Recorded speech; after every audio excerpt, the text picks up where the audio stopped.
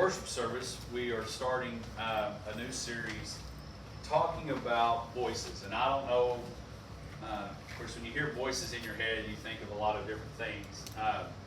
But we do have a lot of things that come at us and emotion and voices that try to dictate us and control us and move us in certain directions. Yesterday,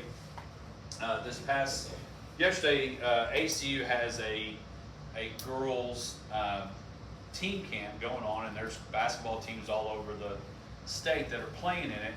And as part of it, for those of us that are basketball referees, they have clinics or camps for us to go to. In each camp, you go to and you get paid to be told how good or how bad you are. And I'm like, well, the people in the stands are going to tell me how good or bad I am. I really don't know if I need to pay for it. But yesterday I refereed 5 games, 8, 12, 3, 6, and 7. In each game, I had an evaluator that was over there watching and critiquing me about how I was doing or how I wasn't doing, and gave me construction and what's the right word? Good criticism, whatever that. Corrective criticism. And all throughout the game, I heard a lot of voices. Good call, bad call, you don't know what you're doing. I don't think I ever heard that one. I probably felt it internally. But I heard these different voices, and a lot of times, we get to determine how I handle those voices. Because when you're refereeing, you're doing what? You're making one side happy and the other side not so much.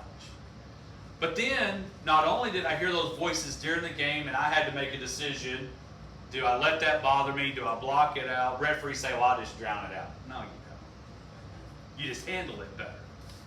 And then after each game, I would go, and one guy, I'll be honest with you, and part of it, 8 o'clock in the morning was the first game. And my evaluator said, how'd you feel about it? And my first thought was, honestly, I got through both halves and I'm not looking for the AED right now. I'm fine.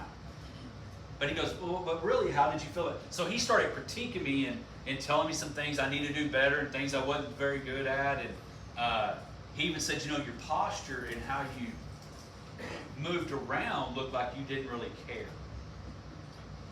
I was like, well, honestly, I was just trying to get through it. But he said, how you do that, you may be calling a great game, you may be one of the best referees ever, but the coach may think, well, you really don't want to be there.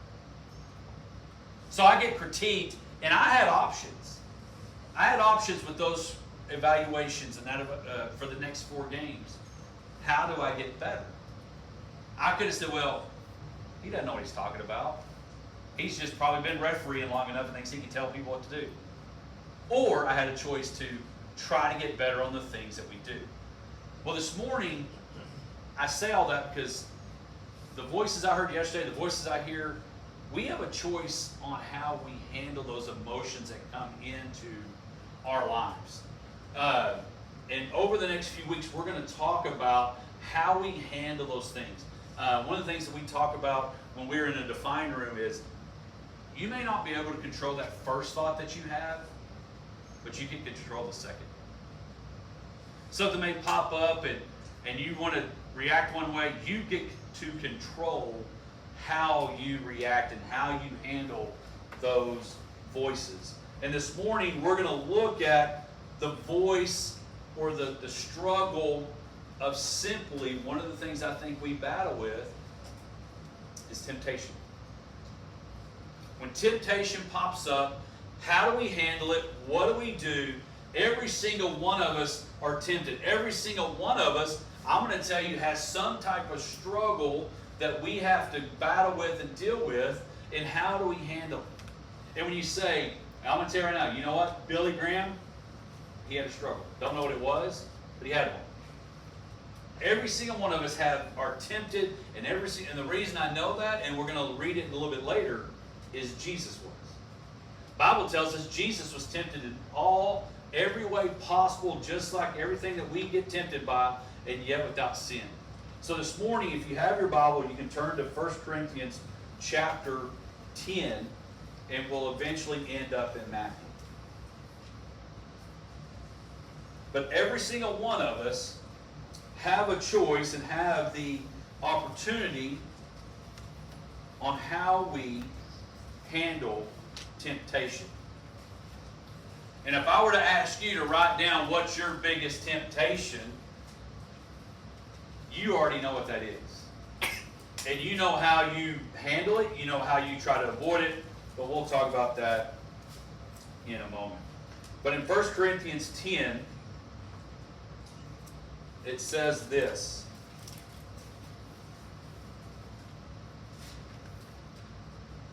No temptation has overtaken you except for what is common to mankind.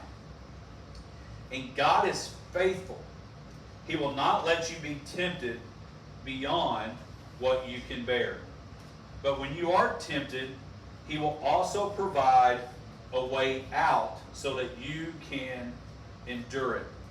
What I love about that right there is Paul says in verse 13, just to remind you, everyone is going to, has been, will be tempted. Don't think you're special. Don't think anything like that. Every single one of us are going to be tempted. But the good thing is, temptation can be resisted, and God is there to help us. Now, when we fall for something, who do we normally blame?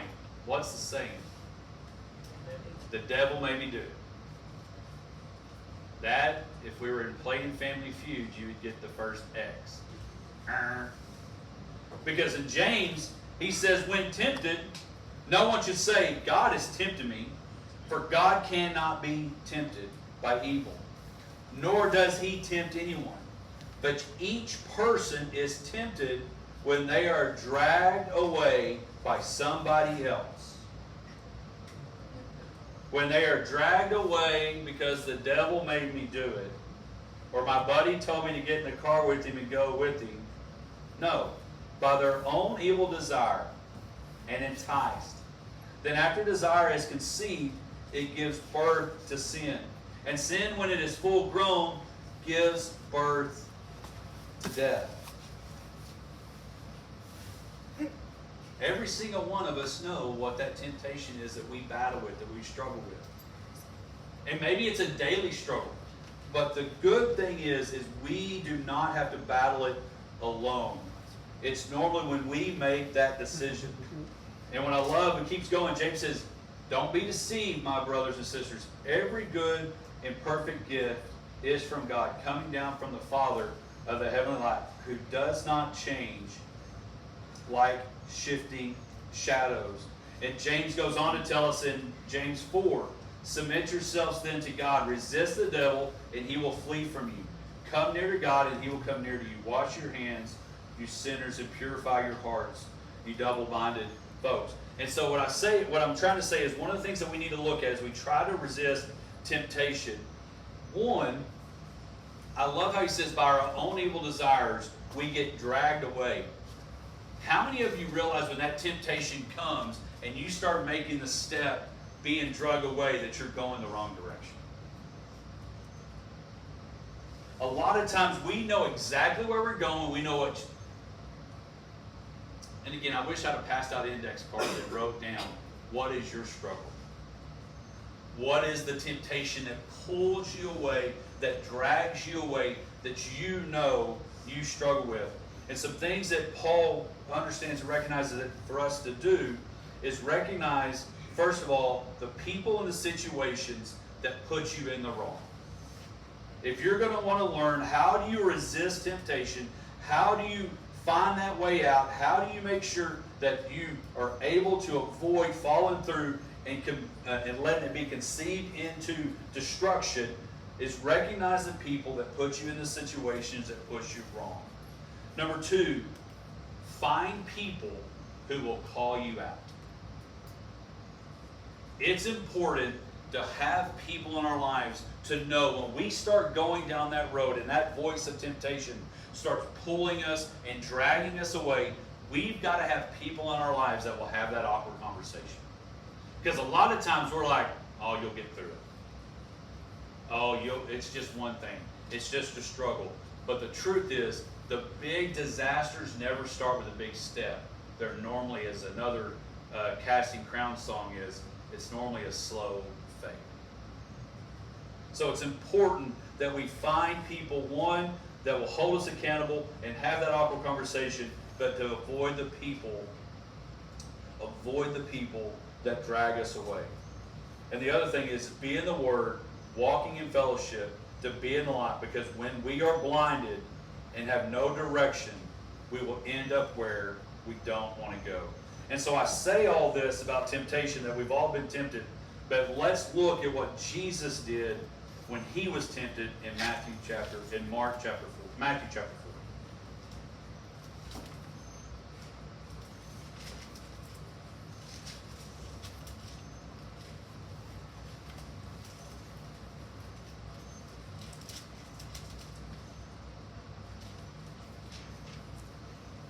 Now, we know that the enemy's been very good at being deceiving.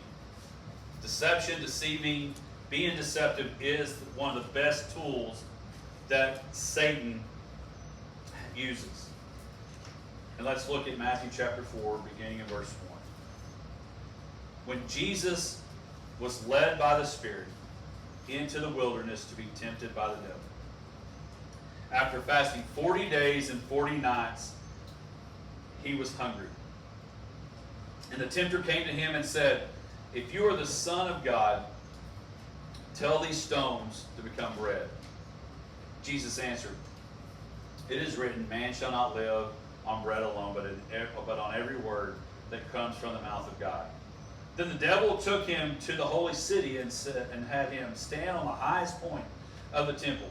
"If you are the Son of God," he said, "throw yourself down, for it is written, he will command his angels concerning you, and they will lift you up in their hands, so that you will not strike your foot against a stone." And Jesus answered him, "It is also written, do not put the Lord your God to the test." Again, the devil took him to a very high mountain and showed him all the kingdoms of the world and their splendor. "All this I will give you," he said, "and if you will bow down and worship me." And Jesus said to him, "Away from me, Satan, for it is written, worship the Lord your God and serve him only." And when the devil left him, the angels came and attended him. Now, we've probably heard this story. You've read this passage a number of times, as I have. But when I started reading it and looking at it, this to me is one of the biggest scriptures that reminds us just how human Jesus was. I refereed one game yesterday, refereed a couple. I was hungry. I was tired. Had a lot of things going on that I'm excited for game 4, game 5. Jesus, who just got baptized, everybody's loving, Jesus got baptized, this is my son who I'm well pleased. And then, what's your reward? I'm going to send you out to the wilderness for 40 days and 40 nights and be hungry. I love it because I wrote this down. Jesus was led out so that you and I have no excuse. Because I say all the time from this pulpit, Jesus is 100% God, was also 100% man when he was here. Which means he could have sinned.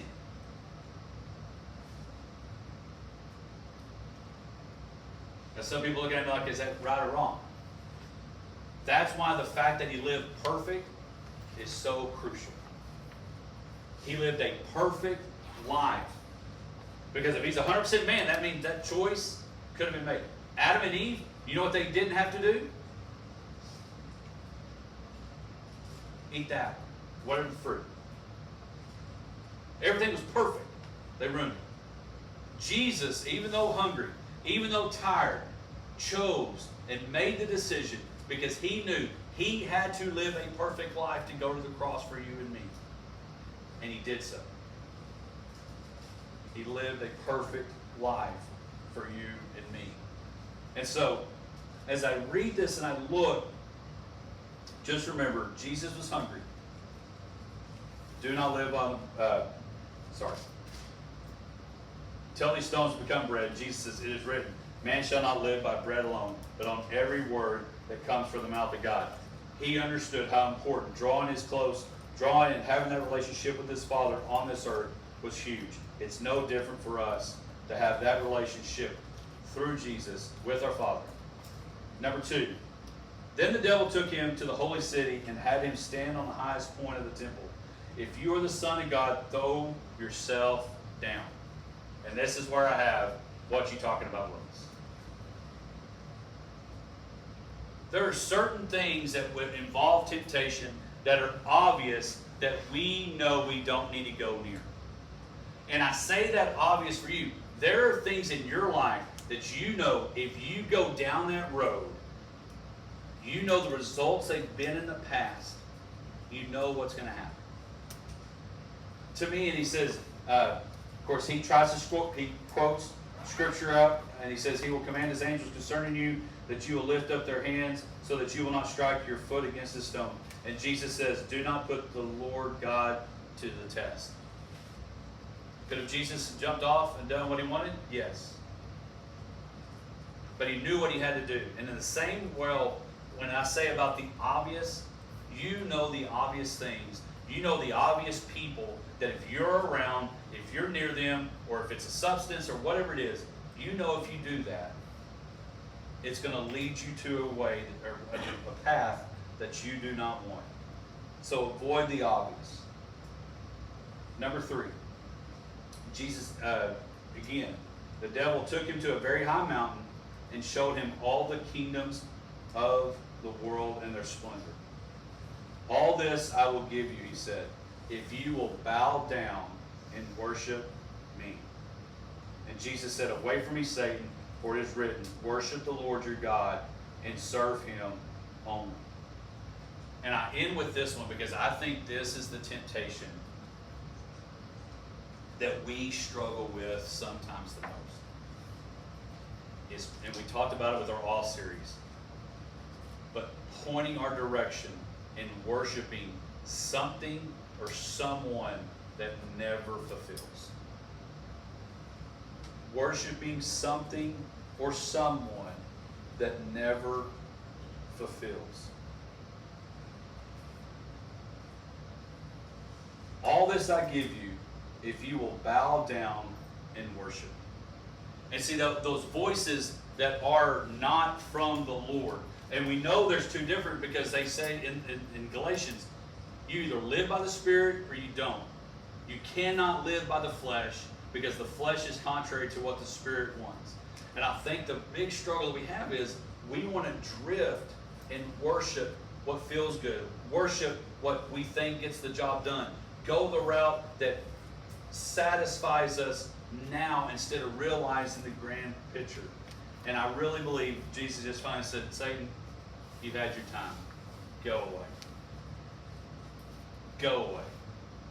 And that's what we've got to do when that voice of temptation and that voice of struggle, because again, whatever you were going to write down, if I asked you to write down, what is the temptation that you struggle with daily? Because the problem is, as good Southern Baptists, we think, well, the temptations is probably drugs, rock and roll, and all that. The problem is sometimes being religious is our struggle. Our temptation to be religious instead of relational. To make sure we do things instead of just love and grow to learn, be more like Jesus, to do unto others, as Wayne said this morning in Sunday school. It's not just to check off a box, but it's an action. So this morning, my question to you is, what is that voice of temptation that you struggle with, that you listen to, that you sometimes may hear more than what you want? One of them may be the one of temptation, the voice that, hey, I know you want to accept Christ, but I don't know if it's worth it. I know you maybe need to step forward and follow through with baptism. Don't do that. You don't need to do that. Or maybe, hey, what you're doing here is fine. You don't have to change anything. I don't know what it is, what you struggle with when that temptation that you hear a lot. But the problem is we're not the Word, because here's the thing. Satan knows us. Satan knows how to go after us. Satan knows our weaknesses. And that's why we've got to be in the Word. We've got to have the sword. Because he even went to the author of the Word to try to deceive him. And what we're real good as Christians, we want to pick verses and try to battle and hope it works. But we better know what the Word says, so that when that temptation, when that enemy comes, we can fight back. So I don't know what that temptation is for you, but my challenge to you, surround yourself with people that will challenge you. Be in the Word. Look and know and be able to recognize. Because the other thing in James, he says, is if you lack wisdom, he will give it to you. Because the way we avoid temptation, the way we avoid and understand when those voices of temptation start coming our way, is the discernment to understand what is the way out. But if you've got the blinders on, if we were to turn all these lights off and make it all dark and couldn't see to get out, you're going to run into a pew, you're going to run into somebody, and you're going to fall. It's no different than when that temptation comes. When God provides that way out, that we recognize it. So this morning, my prayer for you as Pat comes to play is, what is that temptation you struggle with? What is that voice that you hear too much that you need to silence? Instead of the hearing aid being loud, you need to mute it. What voice is that you struggle with? My prayer today is, if it's the voice that's telling you this Jesus guy isn't worth it, that you say, away from me, Satan, and today be the day of salvation. Maybe it's fall through with baptism. Maybe it's join the church. Maybe it's start a ministry. Maybe whatever it is, where the giant's telling you you're not going to win, it ain't worth it, that you say, no, I'm going to go do it. Whatever that is, you come as Pat calls.